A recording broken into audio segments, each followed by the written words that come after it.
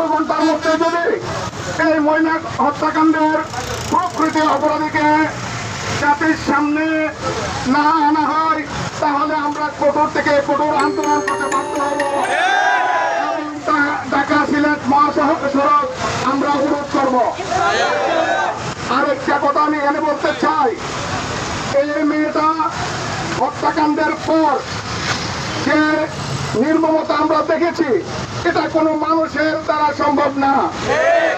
এখানে খুবের কোনো ষড়যন্ত্র থাকতে পারে এই হত্যাকাণ্ডের পিছনে। সেই বা যারাই জড়িত থাকুক, প্রশাসনে বা জানে, যদি সরাইল উপজেলা প্রশাসনের পক্ষে সম্ভব না হয়, তাহলে আমার গোয়েন্দা সংস্থার সহযোগিতা নেওয়া হোক। বাংলাদেশ অনেক আধুনিক হয়েছে, তথ্য প্রযুক্তির মাধ্যমে এই প্রকৃত হত্যাকারীকে খুঁজে বের করা কোনো ব্যাপারই না।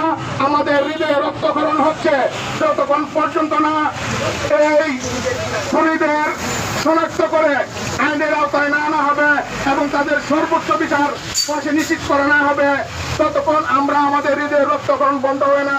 আমরা অনতিবিলম্বে খুনিদের আইনের আওতায় এনে জাতির সামনে তাদের মুখোশ উন্মোচন করার আজকের এই সভা থেকে উদাত্ত আহ্বান জানাচ্ছি।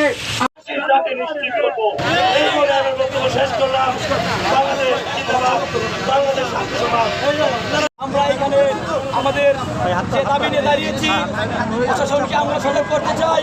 ঘুমন্ত প্রশাসন 5 ঘন্টা পেরিয়ে গেলেও কোনো রকম কোনো তদন্তের মাধ্যমে কোনো রিপোর্ট দেয়নি। আমরা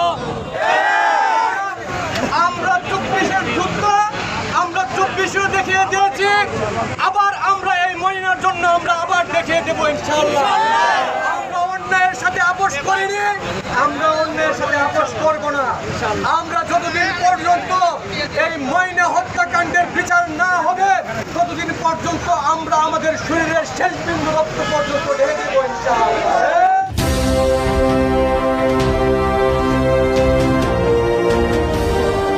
আপনারা দেখছেন SN TV।